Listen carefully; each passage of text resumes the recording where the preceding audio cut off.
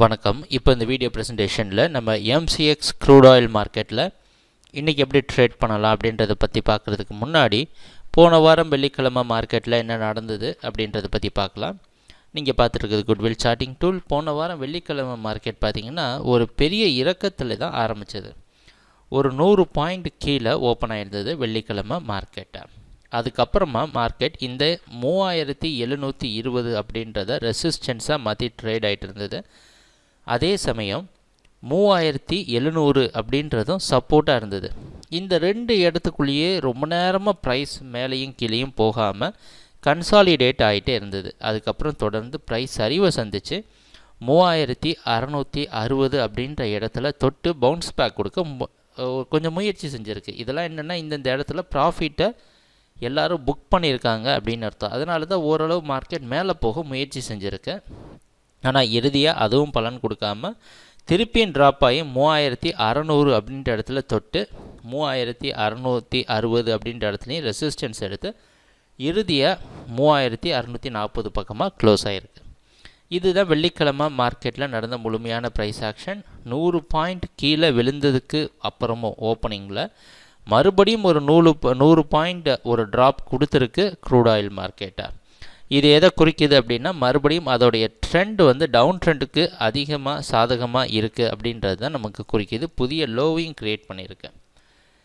இன்றைக்கி மார்க்கெட்டில் என்ன பண்ணலாம் அப்படின்னு பார்த்தோன்னா, இன்றைக்கி மார்க்கெட்டோட ப்ரைஸ் ஓப்பனிங் மறுபடியும் கொஞ்சம் கம்மியாக ஓப்பன் ஆகிறதுக்கு வாய்ப்பு இருக்கிற மாதிரி வெளிநாட்டில் இருக்க நைமேக்ஸ் மார்க்கெட் வச்சு பார்க்குறப்ப தெரியுது. கிட்டத்தட்ட வெள்ளிக்கிழமை மார்க்கெட் லோ பக்கமாக ஓப்பன் ஆகலாம், இல்லை அதுக்கு கீழே கூட கொஞ்சம் ஓப்பன் ஆகிறதுக்கு வாய்ப்பு இருக்கிற மாதிரி காமிக்குது. அதனால் நம்மளுடைய ட்ரேடிங் திட்டம் என்னன்னு பார்த்தீங்கன்னா ரொம்ப தெளிவானது. 2 இடத்தை நம்ம வெள்ளிக்கிழமை மார்க்கெட்டில் நடந்த ஏற்ற இறக்கத்தை வச்சு கணிக்கலாம். 3660 இந்த 3660க்கு மேலே ப்ரைஸ் போய் கொஞ்சம் நின்னா மட்டும்தான் நமக்கு ஓரளவு பையிங்க்கு சாதகமான வாய்ப்பு வரும். எப்போவுமே பையிங் அப்படின்னு ஒரு வாங்குறதோ ஒரு விற்கிறதோ எது இருந்தாலும் சரி 2 விதமாக இருக்கும். மேலே யாராவது விற்றுக்கிட்டு புதுசாக கீழே வாங்கலாம், இல்லை யாராவது புதுசாகவே எந்த பொருளும் விற்காமையே புதுசாக வாங்கலாம். 2 விதமாக பையிங் இருக்குது. ப்ராஃபிட் புக்கிங்கிறாங்க, அதுதான். மேலே ஏதாவது விற்றுட்டு கீழே பை பண்ணுறதும் பையிங் தான்.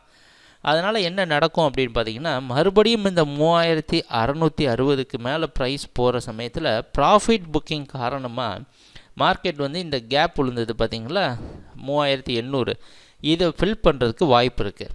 அதோடைய ஒரே கண்டிஷன் என்ன அப்படின்னா 3660க்கு மேலே ப்ரைஸ் ட்ரேட் ஆகணும். அப்போ தான் எல்லோரும் என்ன பண்ணுவாங்க, மார்க்கெட் ஓரளவு சரி பவுன்ஸ் பேக் வர்றதுக்கு வாய்ப்பு இருக்குதுன்னு சொல்லி லாபத்தை புக் பண்ணுவாங்க. அந்த காரணத்தினாலேயே ஓரளவு க்ரூட் ஆயில் மார்க்கெட் மேலே போகிறதுக்கு வாய்ப்பு உண்டு. ஆனால் அது 3660க்கு மேலே நடக்கணும். அப்படி இல்லை அப்படின்னா அடுத்த டார்கெட்டான 3560 மற்றும் 3526 அப்படின்ற அடுத்த 2 டார்கெட்டையும் தொடுறதுக்கு வாய்ப்புண்டு. கொஞ்சம் பார்த்து கவனமாக ட்ரேட் பண்ணுங்கள். எப்பவும் போல் குட்வில் கமோடிட்டிஸோட சார்ட்டிங் டூல் நீங்கள் ட்ரேட் பண்ணுறதுக்கு உங்களுக்கு உதவியாக இருக்கும். எங்கள் வீடியோ ப்ரெசன்டேஷனை தொடர்ந்து பார்த்துட்டு வந்ததுக்கு மிக நன்றி, மகிழ்ச்சி, வணக்கம்.